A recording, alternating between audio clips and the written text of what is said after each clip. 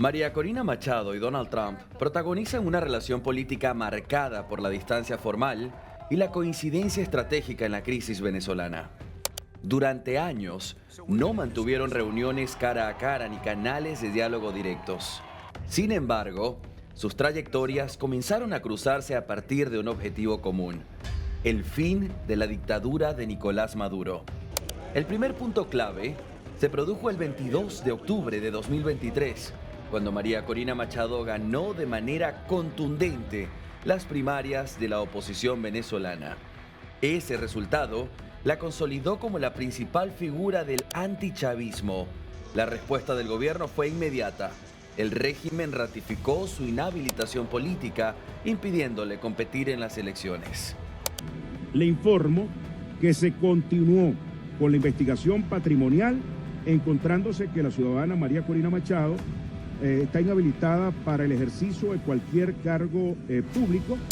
Pero en este caso se trata de una inútil inhabilitación que pretende negociar hoy. Mientras María Corina Machado ampliaba su proyección internacional como referente de la oposición democrática, Donald Trump volvía a presentarse a las elecciones en los Estados Unidos. Regresó a la presidencia de Estados Unidos el 20 de enero de 2025 y desde su segundo mandato impulsó políticas duras en migración, buscó recalibrar la relación con Ucrania y promovió acuerdos estratégicos en el conflicto de Medio Oriente entre Israel y Gaza. Su vuelta al poder reforzó la influencia de Estados Unidos en el mundo. En medio de tensiones globales, los caminos de María Corina y Trump se cruzaron de forma insólita por una disputa en torno al Premio Nobel de la Paz. Ambos fueron nombrados como posibles candidatos aspirantes a recibir el reconocimiento. María Corina por su papel en la crisis venezolana y Donald Trump por su mediación en distintos conflictos internacionales. Everyone says that I should get the Nobel Peace Prize for each one of these achievements. Pero fue finalmente María Corina Machado quien obtuvo el galardón en octubre de 2025 en reconocimiento a su lucha por la democracia en Venezuela.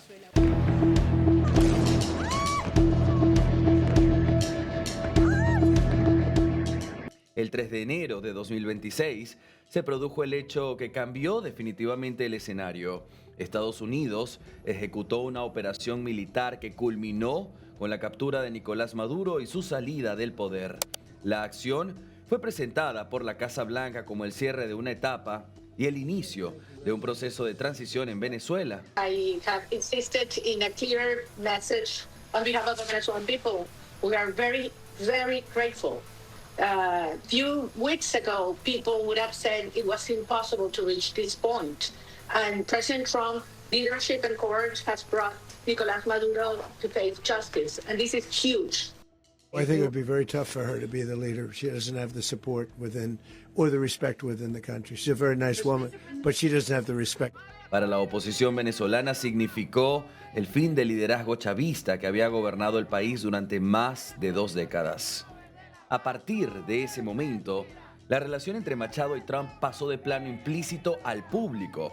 El 10 de enero de 2026, Machado declaró que le gustaría compartir simbólicamente su Premio Nobel de la Paz con Trump en reconocimiento al rol de Estados Unidos en la caída del régimen.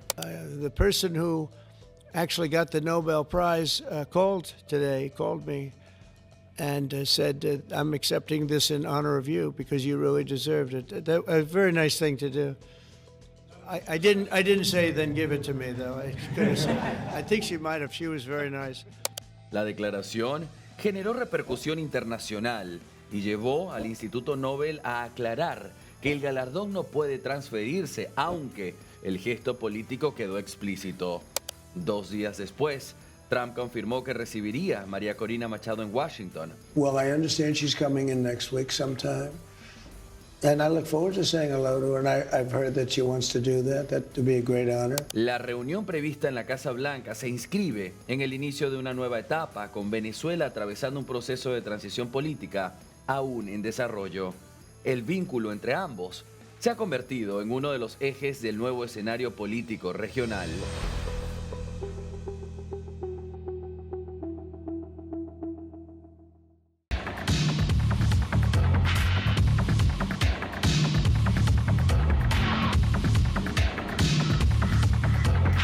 Y bueno, vamos a cambiar de tema. Tal como lo veían en pantalla, la red social X volvió a Venezuela. Pareciera ser una lavada de cara, un cambio de imagen que está tratando de tener el régimen venezolano para dar a entender que las cosas que hacía Maduro ahora no las va a hacer Delcy Rodríguez, que ella es distinta, digamos. Y pues se reactivó esta red social, con ella se reactivaron los funcionarios chavistas que dejaron ver sus mensajes a través de esta plataforma. Y así como aparece en pantalla, comenzamos con Delcy Rodríguez. Y dice esto: retomamos contacto por esta vía. Venezuela sigue de pie, con fortaleza y conciencia histórica. Sigamos unidos, avanzando por la tranquilidad económica, la justicia social y el estado de bienestar en el que merecemos encontrarnos. Delcy Rodríguez mandaba este mensaje a través de la red social X, pero también se sumó Diosdado Cabello. Fíjense ustedes lo que dice: paso por aquí a darle un gran abrazo a los hermanos y hermanas de Venezuela y el mundo que han estado pendientes del tema de nuestro país. Vamos a retomar esta vía para comunicarnos. Pendientes, nosotros venceremos. Así lo dice Diosdado Cabello, ¿no? Retomamos esta vía para comunicarnos, pues tratando de ignorar que fue Maduro y que fueron ellos mismos los que en primera instancia sacaron a la red social, la bloquearon de poder operar en Venezuela. Como que pareciera que eso es lo que quieren decir. Esto lo hizo Maduro, no tiene nada que ver con nosotros. Vamos a retomar el contacto por esta vía. Así que, bueno, de esta forma ellos se manifestaban, pero ¿qué otro de los funcionarios se reactivó? Fíjense ustedes, parece que X también volvió en las cárceles de Nueva York, porque en la cuenta de Nicolás Maduro se posteó esta imagen diciendo: han transcurrido 11 días desde su secuestro, con el hashtag Los queremos de vuelta. A Nicolás Maduro Moros y a Cilia Flores, con una foto donde están acompañados, por supuesto, de Delcy Rodríguez. Pero imagínense, acaba de hacer una nueva publicación en este momento la cuenta de Maduro. Bueno, ayer decían que eran 11 días de su secuestro, por supuesto lo actualizan para hoy y dicen: han transcurrido 12 días de su secuestro. Muy sonrientes Maduro y Cilia Flores, como siempre lo hicieron, por supuesto.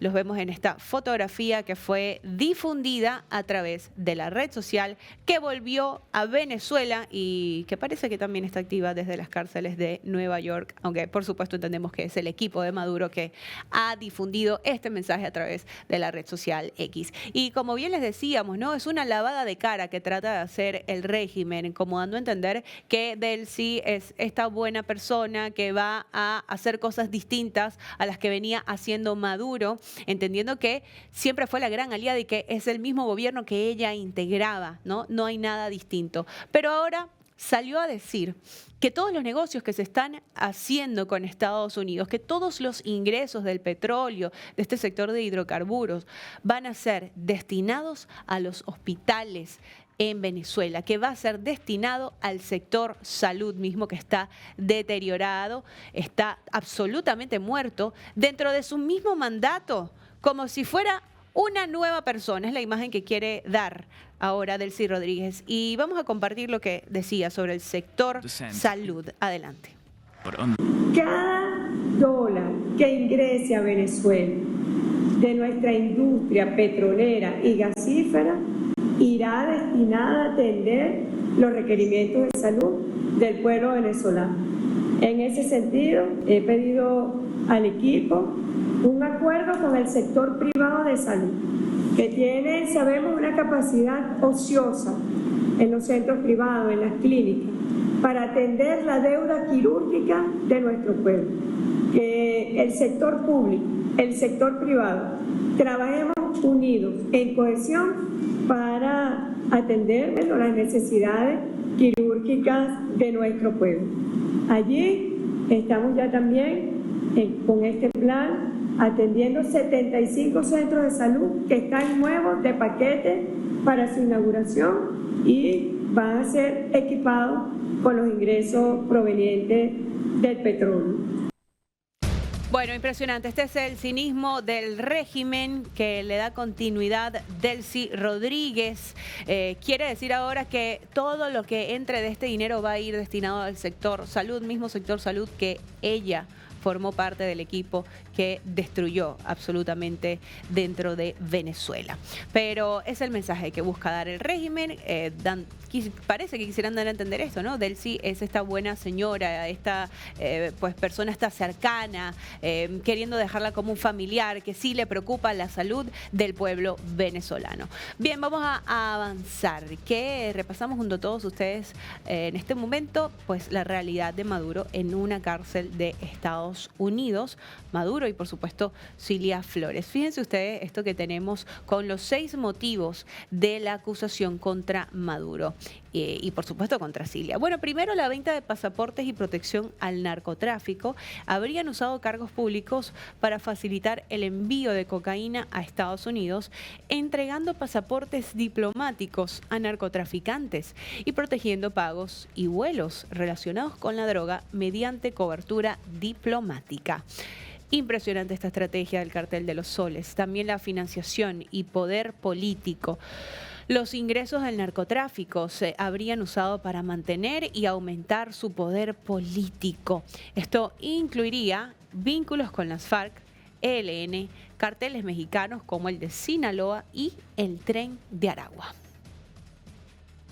El negocio familiar, porque esta acusación incorpora a miembros de la familia, señalando que su hijo, Nicolás Maduro Guerra, participó en reuniones con representantes de grupos criminales para coordinar tráfico de drogas y armas hacia Estados Unidos.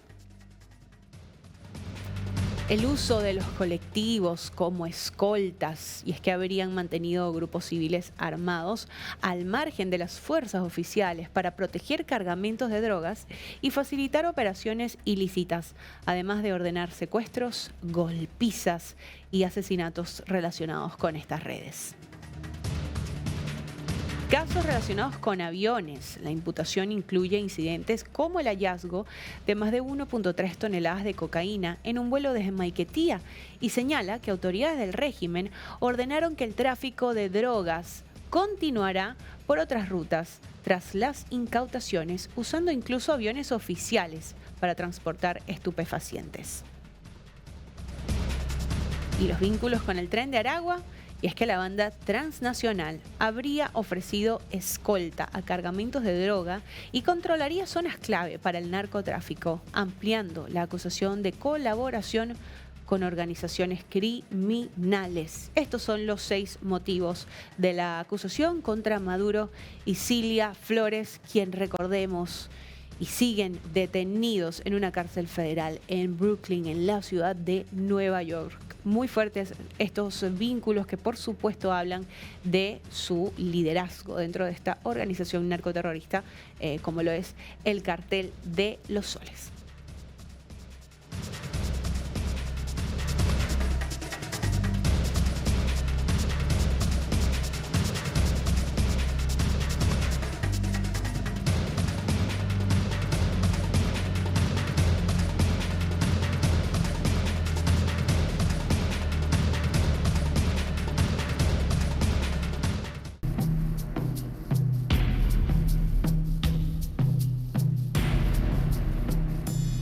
Bien, así como lo ven en pantalla, las banderas de Argentina y Venezuela unidas nuevamente, pero no por nada positivo. Se ha confirmado un 4º argentino detenido, secuestrado por el régimen chavista, así como lo veían, ¿no? Se trata de Roberto Baldo, aunque hasta el momento la atención se concentraba solo en Nahuel Gallo, el gendarme argentino que fue secuestrado hace más de un año ya, por supuesto, y que es escasa su información. Ahora tenemos el nombre de Roberto Baldo, de nacionalidad venezolana y argentina, y tenemos a Montserrat Espinosa Irbern, ya es venezolana española y vendría siendo la esposa de Roberto Baldo, ¿no? Es entonces la lista de personas detenidas, venezolanos con doble nacionalidad, ¿no? Detenidos dentro del periodo postelectoral. Fíjense ustedes, solo estos que fueron detenidos a partir del 28 de julio de 2024. Y tenemos la imagen del centro penitenciario Yare 3, que es el lugar donde estaría Roberto Baldo y su esposa. Su historia aparece apenas nombrada en un reporte especial sobre presos políticos con nacionalidad extranjera de la ONG Foro Penal, que brinda asistencia jurídica a personas detenidas arbitrariamente por la dictadura venezolana. Este informe recién cobró visibilidad en las últimas horas, pero fue publicado en marzo. Así que pues tiene meses ya y denunciaba la detención de Baldo junto a su esposa. Pero ¿quién es Roberto Baldo? Vamos a conocerlo, ¿no? Es el cuarto argentino detenido en Venezuela. Tiene doble nacionalidad, ¿no? Venezolana y argentina, por supuesto. Está detenido desde el 29 de noviembre de 2024 por el régimen de Maduro. Y esta es su acusación, ¿no? Terrorismo, acusado de terrorismo, impresionante. Permanece preso como detenido político, ¿no? Seguimos revisando. Él fue arrestado junto a su esposa, Montserrat Espinosa Irbern. Ambos estuvieron varios días desaparecidos. Y según el Foro Penal, él está alojado en la cárcel Yare 3 y ella en una sede policial de Caracas, ¿no? Separados entonces Roberto y su esposa Montserrat, que al parecer son propietarios de una pizzería ubicada en Los Palos Grandes. Lamentablemente, pues detenidos desde el 29 de noviembre de 2024 por presuntos funcionarios de la DGCIM. Allí, Yare 3, acá estaría el cuarto argentino, les decíamos, se sabía de Nahuel Gallo y de Germán Giuliani, después de Yaqub Harari, el argentino israelí de 72 años, quien fue liberado recientemente, y ahora se suma a la lista Roberto Baldo, venezolano y argentino.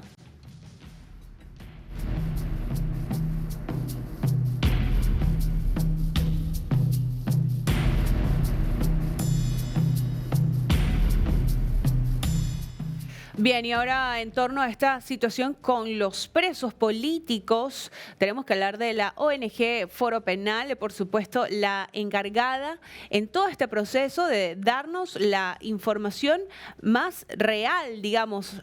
Todo esto que podemos conocer es a través de lo que ellos difunden, que reciben de manera muy escasa entre familiares, entre allegados, sobre todo por la escueta información que difunde el régimen chavista en ese sentido. Pero ahora pues hay esta nueva diatriba de la ONG Foro Penal con Jorge Rodríguez. Por supuesto, siguen exigiendo que se publique la lista real de quienes han sido excarcelados, porque mientras desde el régimen dicen que son más de 100 excarcelados, la cifra real y la cifra que ha podido verificar Foro Penal es muy distinta a estos 100 que mencionan desde el régimen. Es por eso que pues se genera esta disyuntiva, esta zozobra, digamos, esta incertidumbre de todos los familiares, y desde la ONG rechazan lo que dijo Jorge Rodríguez, que los acusó públicamente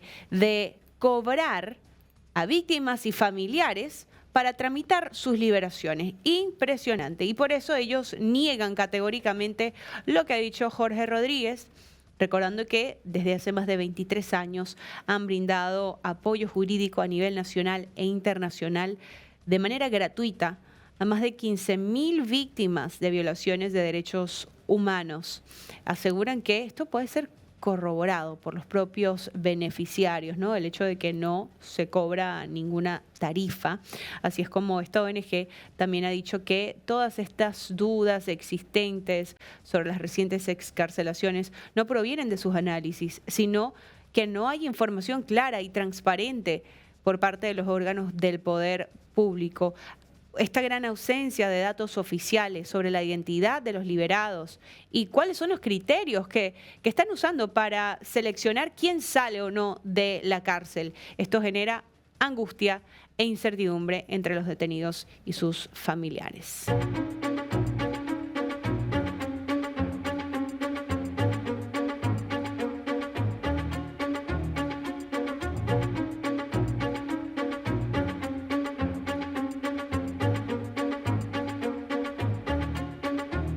Han transcurrido 18 días de esta rebelión. Este es el título que hemos utilizado para los momentos de máxima tensión, que comienza, como le decía, con lo que fue este reclamo del comercio, del bazar de comercios, por la hiperinflación, por la devaluación, la caída del real, y que luego se suman estudiantes, ciudadanos de a pie pidiendo democracia, libertad, muerte al dictador. Y la respuesta ha sido violentos encuentros, detenciones, víctimas fatales, cortes de internet. Es decir, es una situación muy caótica. Para entender todo lo que está pasando, lo que esto significa y lo que se avisora, bueno, tengo en este momento a Hamid Hosseini. Él es portavoz de Asociación Iraní Pro Derechos Humanos desde Madrid y está con nosotros. Hamid, gracias por su tiempo. ¿Usted cómo está?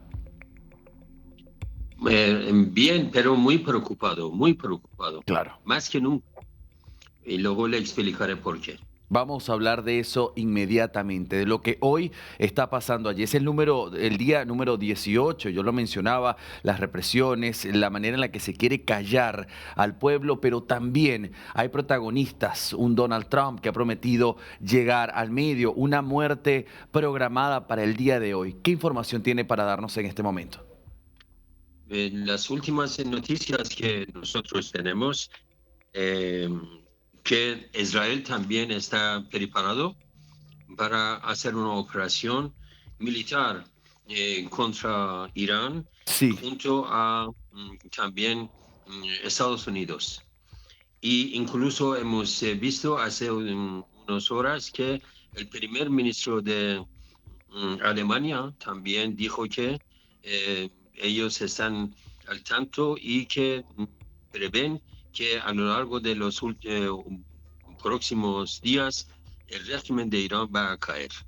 Estas noticias realmente para nosotros produce preocupación, porque de una parte estamos frente a un régimen criminal como la República Islámica de Irán, que la violencia que ha ejercido para acallar a las protestas de la población que tiene hambre, ha salido solamente para protestar sobre sus derechos elementales. Claro. Y que ha hecho tanta violencia que solamente podemos calificar como crimen contra la humanidad, lo que ha cometido el régimen de la República Islámica de Irán. Ya tenemos miles de asesinados de la población civil y miles de detenidos. Incluso en los hospitales los heridos no están Hamid, a salvo. se mencionaba que eran más de 2.000 víctimas fatales apiñados unos detrás de otros en bolsas negras, unas 10.700 detenciones arbitrarias forzadas. ¿Estas cifras son las mismas que usted maneja o tiene números aún más altos? Aún más altos, pero no me atrevo a utilizarlos, decirlos, porque de una parte, hasta que no tengamos documentados las cifras, no podemos anunciarlo. De otra parte, realmente eso produce pánico en la población que sigue en las calles. Por supuesto. Entonces, hay cifras más elevadas. Y te digo, solamente podemos calificarlo como un crimen contra la humanidad. Saben que desde el jueves pasado Irán ha convertido en una cárcel que no se puede contactar con interior. No tenemos internet, no tenemos ni siquiera contactar directamente por teléfono. No tenemos esta posibilidad. Y le digo otra cosa para que ustedes sepan cómo está la situación. Sí. En las familiares que han perdido un ser querido, cuando van a recoger el cadáver de sus seres queridos, le piden para cada cadáver, piden 1.000 millones de tomas para que les entregan el cadáver de Hamid, permítame, ¿1.000 millones de de reales, dijo? No, de Toman. Cada 10 real es un Toman. Bien, ahora Entonces, se me dificulta poderlo entender, pero va a ser más fácil para mí si me dice un aproximado al menos en dólares. ¿De cuánto estaríamos hablando para retirar el cuerpo muerto? 10.000 millones de Toman, dividimos en 150.000 y sale la cantidad de dólar. Puedes ahora calcularlo cada Mi 1.000 millones mi de equipo de Toman. producción lo va a hacer en este momento. Vamos a hacer el cálculo. Repítame Vale. las cifras. Es 10.000. 1.000 millones de Toman, 1.000 millones de Toman, 1.000 dividido en millones. 150, sí, dividida entre 150. Ok, 1.000 millones dividido entre 150.000. Cuando mi equipo esté listo, vamos a ver. 150.000, 150.000. 150.000. Claro, vamos a ver Sí. entonces cuál es la cifra en dólares, cuánto se estaría Exacto, pidiendo sí. para recuperar el cuerpo. ¿Quiénes están Para pidiendo? ¿Funcionarios del entregar el régimen? cadáver. Sí, para entregar el cuerpo, el cadáver. Son tan criminales, incluso cuentan las balas que están sobre el cuerpo de la persona que ha sido asesinado. Según los balas que ha recibido, le cobran más o menos. Claro. Es Increíble. increíble lo que Hamid, ustedes... es increíble la situación, tomando en cuenta además que no hay internet. Esto es una estrategia, por supuesto, para callar a los disidentes que hoy Exacto. están, por un lado, pidiendo algo básico, comida, agua, pero también están pidiendo la muerte, la caída de este líder supremo, al que ya se escucha muerte al dictador. Pero quiero preguntarle, no quiero perder la oportunidad de saber qué información maneja usted sobre Soltani, Efraín Soltani, quien estaba hoy con una fecha programada para ejecución por ahorcamiento. Hamid, ¿qué información tiene? Porque al haber esta intermitencia en la internet es difícil seguir la situación. ¿Usted qué sabe? Erfan Soltani, que es un joven de 26 años, ha Sí, sido condenado a la pena de muerte y que han avisado a su familia que van a ejecutar hoy. Todavía, la verdad, no sabemos más, aunque hemos intentado para saber qué ha ocurrido, incluso hacer una campaña hemos hecho en el nivel mundial para que el régimen no le ejecute, pero sabemos que el régimen, el poder judicial en Irán es como una herramienta en las manos de las fuerzas de seguridad para producir pánico en la gente. Entonces, entre la población y ejecuciones y ahorcamientos siempre ha sido una herramienta en las manos del régimen para crear un atmósfero de pánico entre la población. ahora, Y esto crea también un pánico, Hamid, en el sentido de que si esto se lleva a cabo, si nada puede intervenir y evitarlo, porque es inminente el riesgo de muerte para él, esto implicaría que sería como abrir una canilla, un faucet, la pluma del agua. Es decir, ¿cuántos después de este? Ahora, Hamid, quiero preguntarle su opinión. ¿Qué opinión merece saber que Donald Trump ha prometido intervenir? Dijo, manténganse protestando, guarden los nombres de los asesinos y de los abusadores, que su ayuda está en camino. ¿Cómo interpreta usted que su ayuda está en camino? ¿Qué tipo de ayuda se esperaría estuviese desde los Estados Unidos? La verdad es que nosotros no estamos de acuerdo con una intervención militar desde fuera. Claro. Pensamos que la lucha contra el régimen, que es para llevar adelante una lucha y luego sustituirlo, ese régimen con un democrático y, y de derechos humanos, disculpe, entonces no favorece al movimiento actual contra el régimen. Pero sabemos últimas horas, parece que las preparaciones están muy avanzadas entre Estados Unidos y Israel, incluso algunos países europeos como Inglaterra, Alemania, para que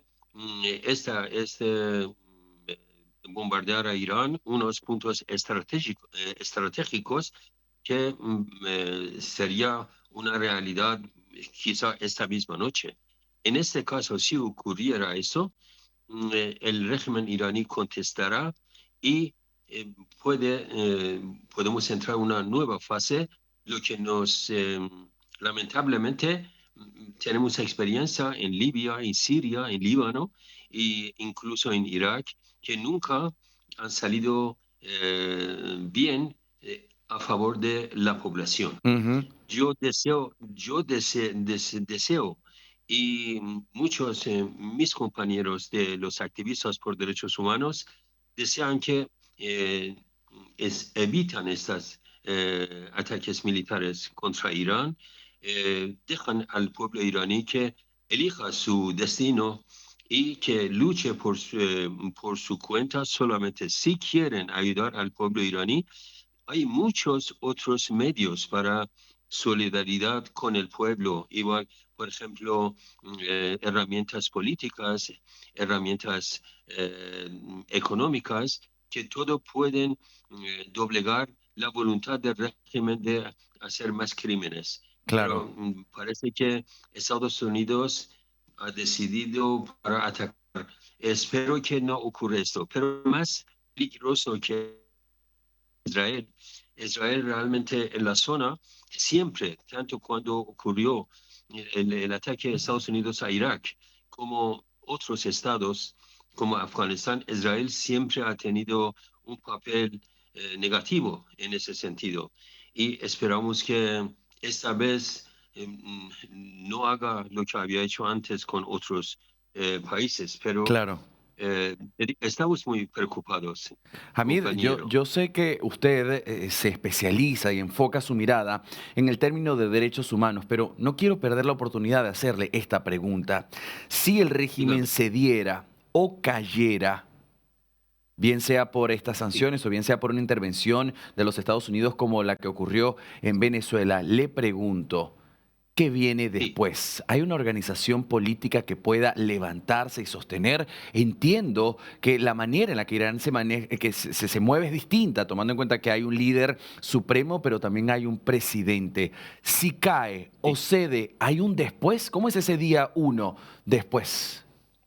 La verdad es que es muy difícil responder a esa pregunta, porque usted sabe que los regímenes dictatoriales, o mejor dicho, respecto a Irán, es un régimen fascista religiosa, nunca dejan que una oposición exista en el país. En Irán actual no existen partidos políticos, no hay Claro. prensa libre, no hay libertad de expresión, no hay sindicatos independientes. Entonces no tenemos prácticamente una oposición organizada y últimamente, como en todo el mundo ha subido la extrema derecha, hay un sector de la oposición iraní que reside más fuera de Irán, que quieren hacer un retorno hacia monarquía, lo que hace 46 años ha sido derrocado, y quieren hacer un retorno y que vuelva el hijo del rey fallecido, derrocado, que vuelva a ser establecer otro régimen monárquico. En este caso, pensamos que va a haber otro régimen dictatorial que no queremos. Aunque la base de la población, la base popular, que pide un Estado democrático, republicano, es mayor, digo, más extendida en el país, pero la derecha, digo, tiene muchos medios económicos, tiene muchos emisoras a su servicio, Claro. todo en extranjero. Entonces han hecho mucho eco a la voz de este sector de la oposición. Pero yo digo a ustedes, sinceramente, será muy difícil pronosticar qué va a ocurrir en Irán. Incluso hay expertos, analistas que dicen en caso que el hijo del rey fallecido vuelva a Irán, hay muchas posibilidades que en Irán que haya una guerra civil. Claro. Sería muy difícil que será aceptado por la mayoría, inmensa mayoría de la población. Por eso realmente estamos preocupados por el futuro inmediato de Irán y ojalá que las cosas vayan por una vía más pacífico, más democrático. Incluso, digamos, podemos emplear medios democráticos para acabar con ese régimen fascista, religiosa, teocrática, que ha llevado al pueblo iraní, a Irán, hacia un estado que está fracasado económicamente, está en colapso y socialmente sufre mucha discriminación, sufren las mujeres de una discriminación generalizada. Claro. Las naciones en Irán que viven sufren discriminación, incluso la clase media y la clase baja sufren de discriminación de parte de una minoría que vive con riqueza inmensa. Claro. Y todos los recursos económicos del país, de petróleo, de gas, de minerales, están en la mano de ese sector que a través del clérigo chií y las guardianes de la revolución han impuesto al pueblo sus voluntades.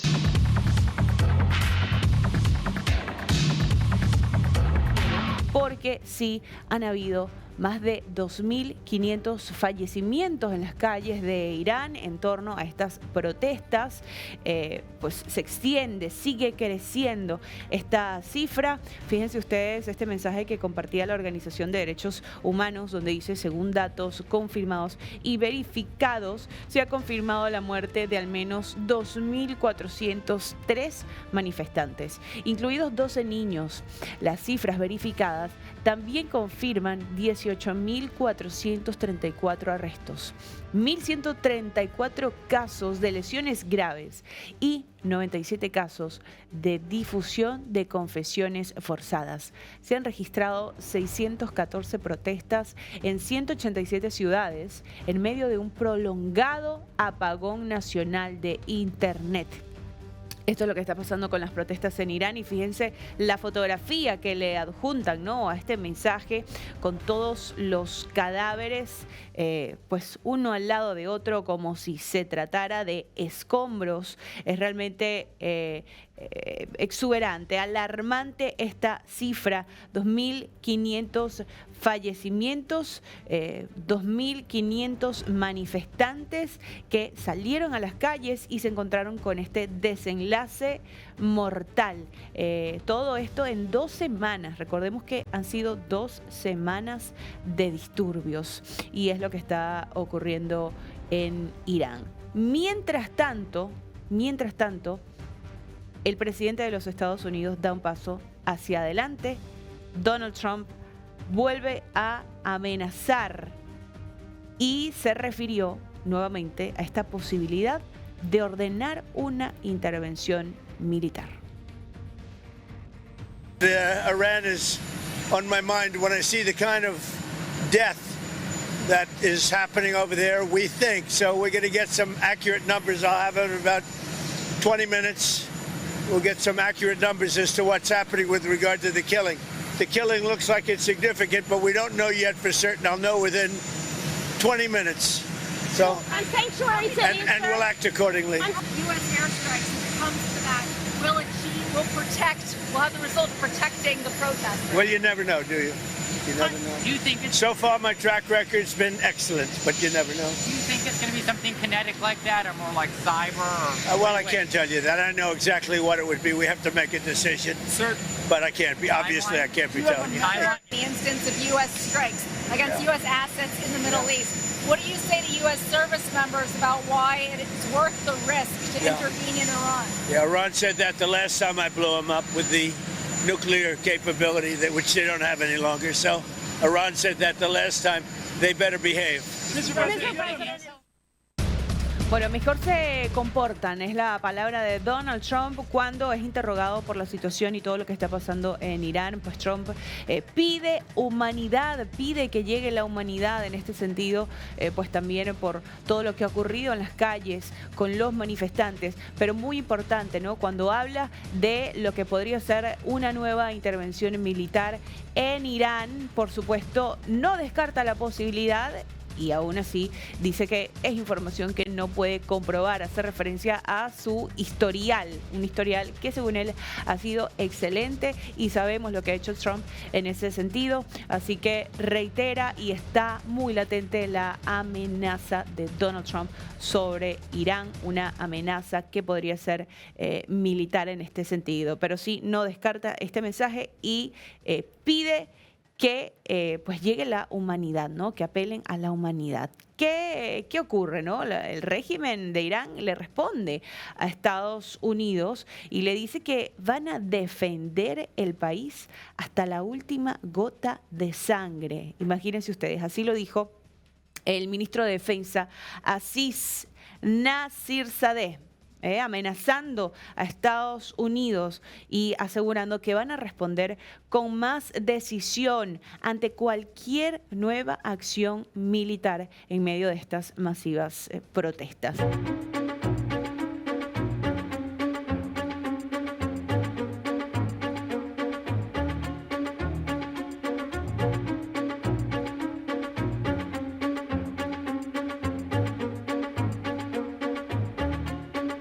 Hoy con la mirada puesta en la Casa Blanca. Y esto tiene que ver con el transcurrir de los días. 18 días han pasado de la rebelión del pueblo iraní que está cansado de la teocracia, está cansado de ese régimen iraní que los ha sometido estos 18 días a oscuras, a persecuciones, a encuentros violentos, a detenciones arbitrarias y lamentablemente a esta hora tenemos que hablar de un título: ahorcamiento, una ejecución por ahorcamiento a un joven de tan solo 26 años.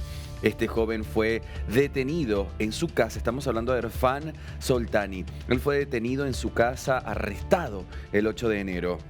El juicio, imagina usted la velocidad con la que se lleva a cabo. El juicio se realiza el 11 de enero sin garantías mínimas.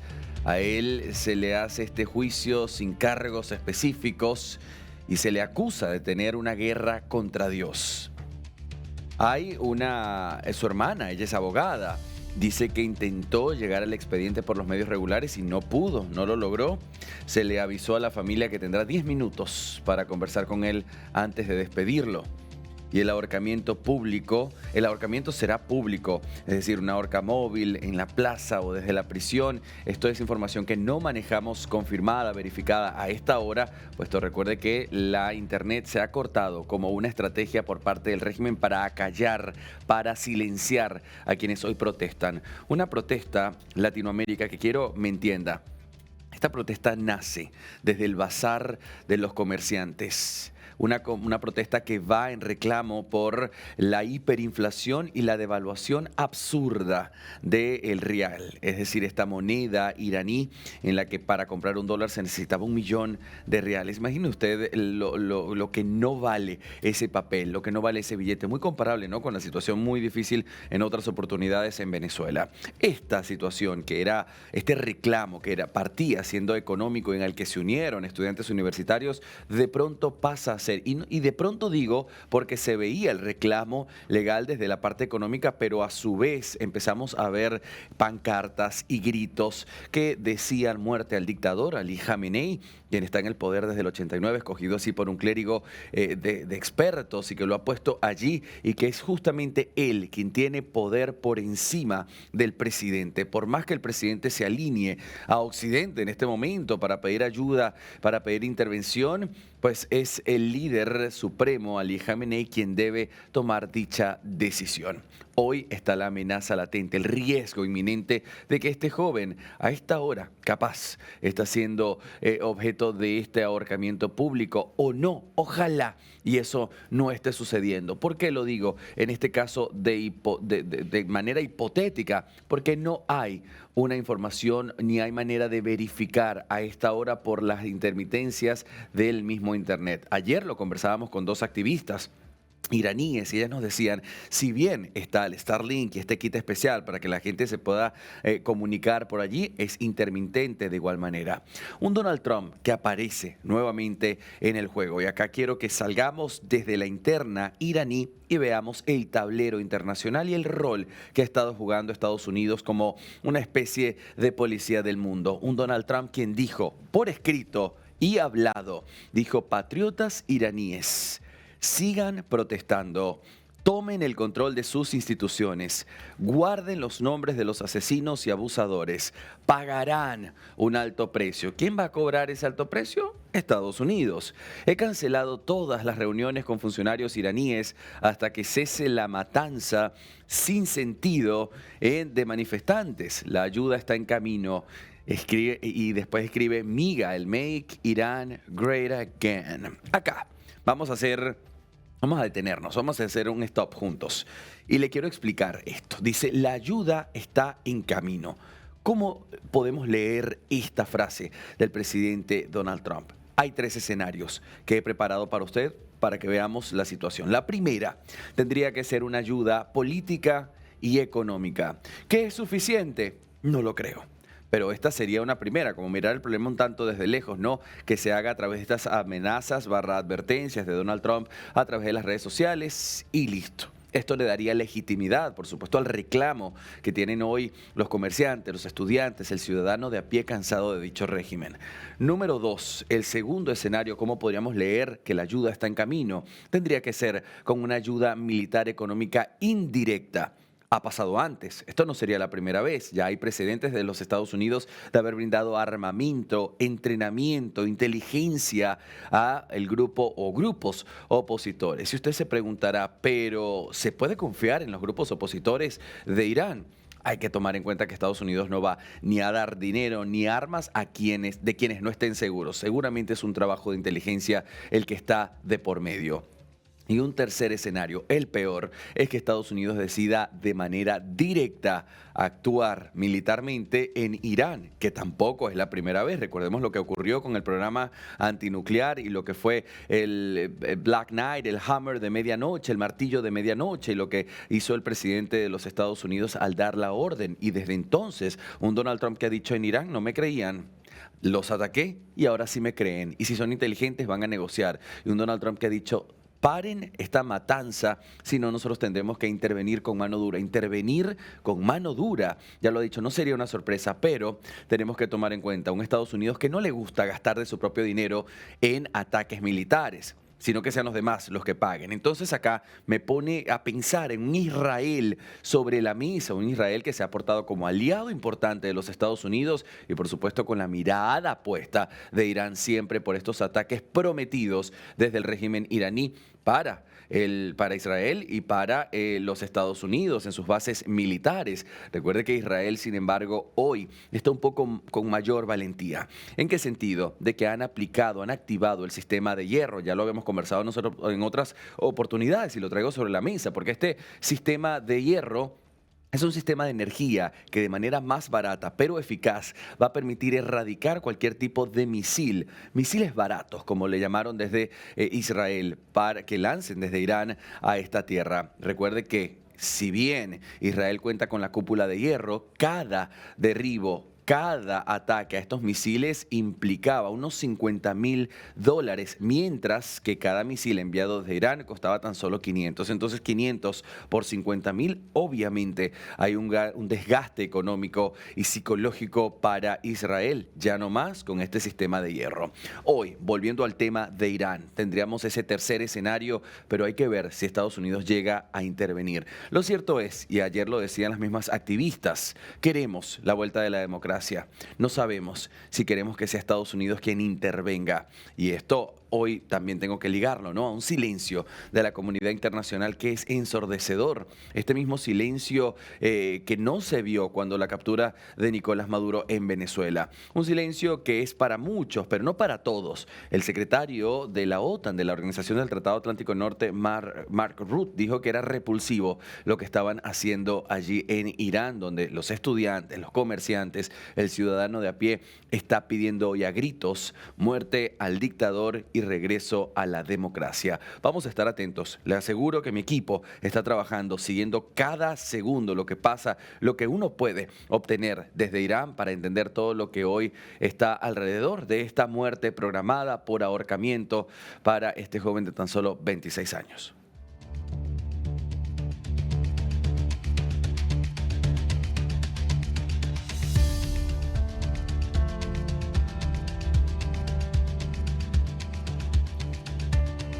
Acá está de manera resumida. Gracias, equipo, por esto. De manera resumida, si Donald Trump ataca solamente, es decir, actúa de manera política o económica, hay un menor riesgo de enfrentamiento regional directo, sin duda alguna. Puede fortalecer moralmente a los manifestantes, es decir, entender que no están solos y que lo que están pidiendo tampoco es una locura. Aumentar la presión internacional, eso sin duda alguna, desde el vamos. Al tener Irán entre una ceja y la otra en los Estados Unidos, ya hay una presión internacional ejercida, pero no es la manera de Donald Trump trabajar. Donald Trump disuade, Donald Trump va a través de la búsqueda de la paz, a través de la fuerza. Pasamos al segundo escenario. Si pasa de la política o la economía, pasa a un accionar más directo, esto pasaría. Veamos la siguiente. Si es militar indirecta, la ayuda, el accionar de los Estados Unidos, entonces esto aumentaría la probabilidad de contraataques por parte de Irán o de sus aliados. Estamos hablando de Hezbollah, milicias proiraníes en Irak y Siria. Y el punto número 2, complicaría las relaciones con Europa y potencias como Rusia o como China, que alertan contra intervención extranjera. Rusia le dijo a Donald Trump que no estuviese atacando ni intrometiéndose, que era un no a la intervención extranjera en situaciones como la de Irán. Siguiente y última, ahora sí es un ataque, sí es una acción militar, pero de manera directa. Puede desencadenar en un conflicto abierto entre Estados Unidos e Irán y podría involucrar a Israel, ¿sí?, tradicional aliado en estas circunstancias, aumentando aún más la escalada.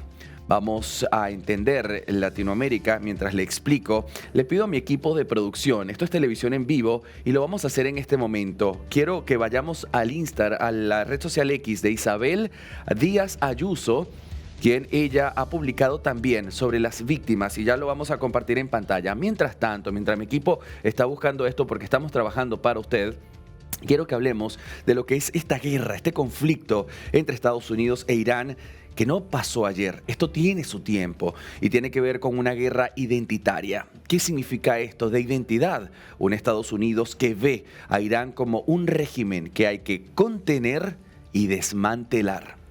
Al que no le ha importado atacar si esa es la opción para los Estados Unidos, y lo vimos justamente con este combate de programa nuclear, es decir, erradicar la posibilidad de que Irán se haga de más aliados, de que influya directamente en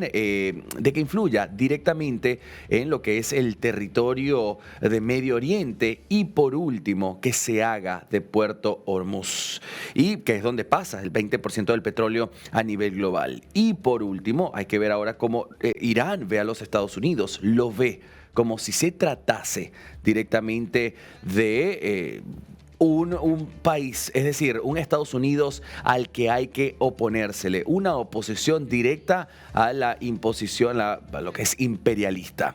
Pasamos directamente a más reacciones. La amenaza de Irán, ¿sí? A quien estamos viendo. Fíjese lo que se dice: Irán atacará bases estadounidenses si es atacado.